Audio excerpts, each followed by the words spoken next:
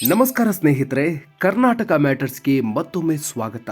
ಸ್ನೇಹಿತರೆ, ಕಳೆದ ಎಪಿಸೋಡ್ನಲ್ಲಿ ನಾವು ಡೊನಾಲ್ಡ್ ಟ್ರಂಪ್ ಭಾರತೀಯ ಟೆಕ್ಕಿಗಳ ಅಮೆರಿಕನ್ ಡ್ರೀಮ್ ಮೇಲೆ ಹೇಗೆ 88 ಲಕ್ಷ ರೂಪಾಯಿಯ ಬ್ರಹ್ಮಾಸ್ತ್ರ ಪ್ರಯೋಗ ಮಾಡಿದ್ದಾರೆ ಅಂತ ಹೇಳಿದ್ವಿ. ಆ ಸುದ್ದಿ ಕೇಳಿ ಅದೆಷ್ಟೋ ಜನರ ಎದೆಬಡಿತ ನಿಂತೆ ಹೋಗಿತ್ತು. ಅಮೆರಿಕದಲ್ಲಿರೋರು ವಾಪಸ್ ಬರೋಕೆ ಹೆದರಿದ್ರೆ ಇಲ್ಲಿಂದ ಹೋಗೋಕೆ ರೆಡಿಯಾಗಿದ್ದವರು ಕನಸಿನ ಮೇಲೆ ತಣ್ಣೀರು ಬಿದ್ದ ಹಾಗೆ ಸುಮ್ಮನಾಗಿದ್ರು.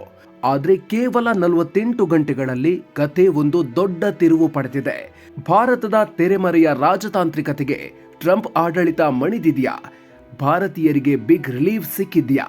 ಬನ್ನಿ, H1B ವೀಸಾದ ಈ ಹೊಸ ಟ್ವಿಸ್ಟ್ನ ಸಂಪೂರ್ಣ ಚಿತ್ರಣವನ್ನ ನೋಡೋಣ.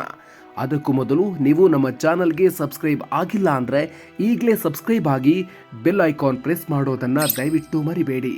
ಬಿಗ್ ಬ್ರೇಕಿಂಗ್, ಶ್ವೇತಭವನದಿಂದ ಬಂತು ಸ್ಪಷ್ಟನೆ.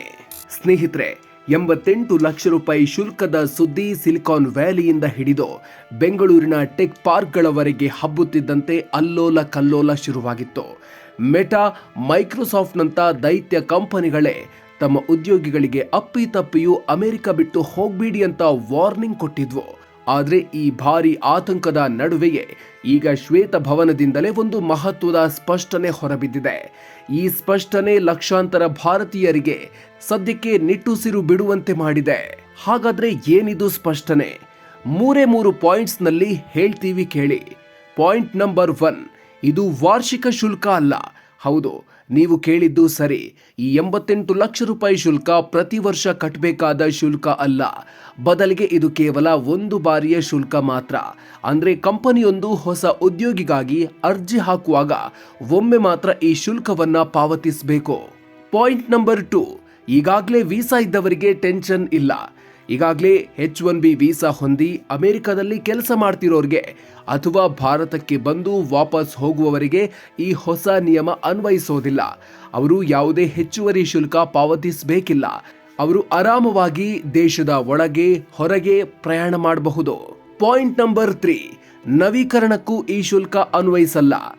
ಇಷ್ಟೇ ಅಲ್ಲ, ತಮ್ಮ ವೀಸಾವನ್ನ ನವೀಕರಿಸುವ ಪ್ರಕ್ರಿಯೆಯಲ್ಲಿರುವವರಿಗೂ ಈ 88 ಲಕ್ಷ ರೂಪಾಯಿಯ ನಿಯಮ ಅನ್ವಯಿಸೋದಿಲ್ಲ. ಇದು ಕೇವಲ ಮುಂದಿನ ವೀಸಾ ಲಾಟರಿ ಸುತ್ತಿಗೆ ಹೊಸದಾಗಿ ಅರ್ಜಿ ಸಲ್ಲಿಸುವವರಿಗೆ ಮಾತ್ರ ಅನ್ವಯಿಸುತ್ತೆ. ಸ್ನೇಹಿತರೆ, ಸಾರಾಂಶ ಇಷ್ಟೇ. ಈಗಾಗಲೇ ಅಮೆರಿಕನ್ ಕನಸಿನ ದಾರಿಯಲ್ಲಿರೋರಿಗೆ ಟ್ರಂಪ್ ಸರ್ಕಾರ ಅಡ್ಡಗಾಲು ಹಾಕಿಲ್ಲ. ಆದರೆ ಹೊಸದಾಗಿ ಈ ದಾರಿಗೆ ಕಾಲಿಡಬೇಕು ಅನ್ನೋರಿಗೆ ಮಾತ್ರ 88 ಲಕ್ಷ ರೂಪಾಯಿಯ ಬೃಹತ್ ಗೋಡೆ ಕಟ್ಟಲಾಗಿದೆ. ಅಷ್ಟಕ್ಕೂ ತೆರೆಮರೆಯಲ್ಲಿ ನಡೆದಿದ್ದೇನು? ಯಾಕೆ ಈ ಬದಲಾವಣೆ? ಹಾಗಾದ್ರೆ ಇದ್ದಕ್ಕಿದ್ದಂತೆ ಟ್ರಂಪ್ ಆಡಳಿತ ಯಾಕೆ ಹೀಗೆ ಯೂಟರ್ನ್ ಹೊಡಿತು? ಇದರ ಹಿಂದೆ ಭಾರತದ ಪಾತ್ರ ಬಹಳ ದೊಡ್ಡದಿದೆ. ಶುಕ್ರವಾರ ಈ ಬಾಂಬ್ ಸಿಡಿಸಿದ ತಕ್ಷಣ ಭಾರತದ ವಿದೇಶಾಂಗ ವ್ಯವಹಾರಗಳ ಸಚಿವಾಲಯ ವೀಕೆಂಡ್ ಅಂತ ಸುಮ್ಮನೆ ಕೂರಲಿಲ್ಲ. ನವದೆಹಲಿ ಮತ್ತು ವಾಷಿಂಗ್ಟನ್ನಲ್ಲಿರುವ ಭಾರತೀಯ ರಾಯಭಾರಿಗಳು ತಕ್ಷಣವೇ ಕಾರ್ಯಪ್ರವೃತ್ತರಾಗಿದ್ರು. ಟ್ರಂಪ್ ಆಡಳಿತದ ಪ್ರಮುಖ ಅಧಿಕಾರಿಗಳ ಜೊತೆ ನಿರಂತರ ಮಾತುಕತೆ ನಡೆಸಿದ್ರು. ಭಾರತೀಯ ಪ್ರತಿಭೆಗಳು ಅಮೆರಿಕದ ಆರ್ಥಿಕತೆಗೆ ಎಷ್ಟು ಮುಖ್ಯ, ನಮ್ಮ ಟೆಕ್ಕಿಗಳು ಹೇಗೆ ಅಮೆರಿಕನ್ ಕಂಪನಿಗಳ ಬೆಳವಣಿಗೆಗೆ ಬೆನ್ನೆಲುಬಾಗಿದ್ದಾರೆ ಅನ್ನೋದನ್ನ ಅಂಕಿ ಅಂಶಗಳ ಸಮೇತ ಮನವರಿಕೆ ಮಾಡಿಕೊಟ್ಟಿದ್ರು. ಈ ತೀವ್ರವಾದ ರಾಜತಾಂತ್ರಿಕ ಒತ್ತಡದ ಫಲವೇ ಶ್ವೇತಭವನದ ಈ ಸ್ಪಷ್ಟನೆ. ಇದು ಭಾರತದ ಪಾಲಿಗೆ ಒಂದು ದೊಡ್ಡ ರಾಜತಾಂತ್ರಿಕ ಗೆಲುವು ಅಂತಾನೆ ಹೇಳಬಹುದು. ಹಾಗಾದ್ರೆ ಇನ್ನು ಎಲ್ಲವೂ ಸುಲಭವಾ? ಆತಂಕ ಮುಗೀತಾ? ಖಂಡಿತ ಇಲ್ಲ. ಸದ್ಯಕ್ಕೆ ಸಿಕ್ಕಿರೋದು ತಾತ್ಕಾಲಿಕ ರಿಲೀಫ್ ಮಾತ್ರ. ಈಗಷ್ಟೇ ಓದು ಮುಗಿಸಿ ಅಮೆರಿಕಕ್ಕೆ ಹೋಗಿ ಸಾಧಿಸಬೇಕು ಅಂದುಕೊಂಡಿರುವ ಜೂನಿಯರ್ ಮತ್ತು ಮಿಡ್ ಲೆವೆಲ್ ಟೆಕ್ಕಿಗಳಿಗೆ ಈ ನಿಯಮ ದೊಡ್ಡ ಹೊಡೆತವೇ ಸರಿ. ಯಾವುದೇ ಕಂಪನಿ ಒಬ್ಬ ಹೊಸ ಉದ್ಯೋಗಿಗಾಗಿ 88 ಲಕ್ಷ ರೂಪಾಯಿ ಖರ್ಚು ಮಾಡೋದಕ್ಕೆ 100 ಬಾರಿ ಯೋಚಿಸುತ್ತೆ. ಹಾಗಾಗಿ ಇವರಿಗೆ ದೊಡ್ಡಣ್ಣನ ಬಾಗಿಲು ಬಂದಾದ ಹಾಗೇನೆ. ಸ್ಟಾರ್ಟ್ಅಪ್ಗಳಿಗೂ ಸಂಕಷ್ಟ. ಇನ್ನು ಸಣ್ಣ ಮತ್ತು ಮಧ್ಯಮ ಗಾತ್ರದ ಕಂಪನಿಗಳಿಗೆ ಇಷ್ಟು ದೊಡ್ಡ ಮೊತ್ತವನ್ನ ಕಟ್ಟೋದು ಬಹುತೇಕ ಅಸಾಧ್ಯದ ಮಾತು. ಇದರಿಂದಾಗಿ ಅವರು ವಿದೇಶಿ ಪ್ರತಿಭೆಗಳನ್ನ ನೇಮಿಸಿಕೊಳ್ಳೋದನ್ನೇ ನಿಲ್ಲಿಸಬಹುದು. ಬ್ರಹ್ಮಾಂಡದ ಪ್ರತಿಭೆಗಳಿಗಷ್ಟೇ ಅವಕಾಶ. ಸ್ನೇಹಿತರೆ, ನಾವು ಹಿಂದಿನ ವಿಡಿಯೋದಲ್ಲಿ ಹೇಳಿದಂತೆ ನೀವು ಕರೆತರುವ ವ್ಯಕ್ತಿ ನಿಜಕ್ಕೂ ಅಸಾಧಾರಣ ಪ್ರತಿಭೆಯಾಗಿದ್ರೆ ಮಾತ್ರ 88 ಲಕ್ಷ ರೂಪಾಯಿ ಕೊಟ್ಟು ತನ್ನಿ. ಇಲ್ಲದಿದ್ರೆ ಅಮೆರಿಕನ್ನರಿಗೆ ಕೆಲಸ ಕೊಡಿ ಎಂಬ ಟ್ರಂಪ್ ಸರ್ಕಾರದ ಸಂದೇಶ ಈಗ ಮತ್ತಷ್ಟು ಸ್ಪಷ್ಟವಾಗಿದೆ. ಸ್ನೇಹಿತರೆ, ಈ ಸ್ಪಷ್ಟತೆಯಿಂದಾಗಿ ಸದ್ಯ ಅಮೆರಿಕದಲ್ಲಿರುವ ನಮ್ಮ ಲಕ್ಷಾಂತರ ಭಾರತೀಯರ ತಲೆ ಮೇಲಿದ್ದ ತೂಗುಗತ್ತಿ ಇಳಿದಿದೆ. ಇದು ಖುಷಿಯ ವಿಚಾರವೇ.